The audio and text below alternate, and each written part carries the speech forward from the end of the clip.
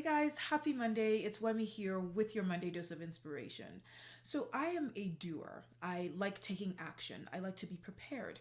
I like to freestyle too, but I like to know where I'm going and the timetable. I read spoilers online because I'm sometimes impatient, and then I chastise myself for messing up the surprise of the story. Over the past few years, life has been teaching me about patience and surrender. For a doer, that can be difficult.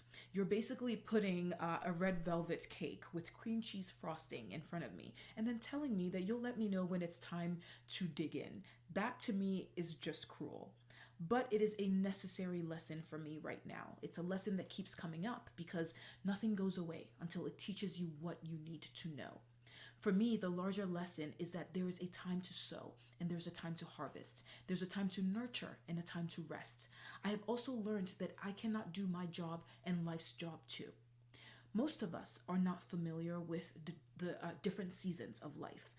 All of nature understands that it is a part of life's many seasons.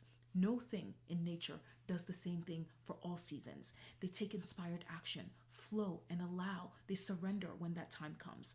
But we as human beings, with our big brains and even bigger agendas, we know better, we say. We try to force things out of their season, and then we say that things are hard or working against us when we don't get our way. We refuse to pay attention to the current of life and how it flows through us and for us. Remember when we thought that the sun revolved around us, that we were the center of the universe?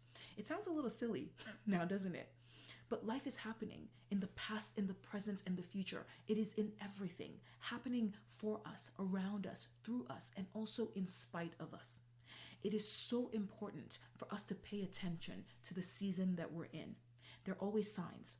I know that when I've tried to take action in a season of surrender, things have just refused to move. They have stopped. There are other times when there are obstacles and I continue to be led by my internal GPS to push through. No season is less important than the next. When a seed goes underground, we don't see what's happening. We see no action on the surface. And we interpret that as silence, a lack of growth, as stagnancy. We don't realize that life's most important work is taking place in that silence, in that darkness, underground.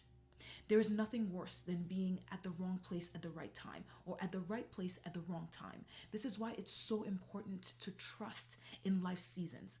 We're not separate from the energy and the power that runs this entire universe. And one look at the complexities and the intricacies of this universe will tell you that you could not do a better job than life if you tried.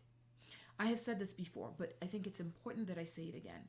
Do not try to fight or go against the flow of life, of nature. You will lose. Instead, recognize and claim your space and power. Get aligned. Co create by taking inspired action. Know that you are always fully supported and that life will always meet you halfway or more if you need it. If this message connected with you, please comment below, tag a friend who could use it. You can also sign up for more at helpmelovemondays.com. Have a beautiful Monday, you guys. Have a beautiful week. I'll see you guys soon.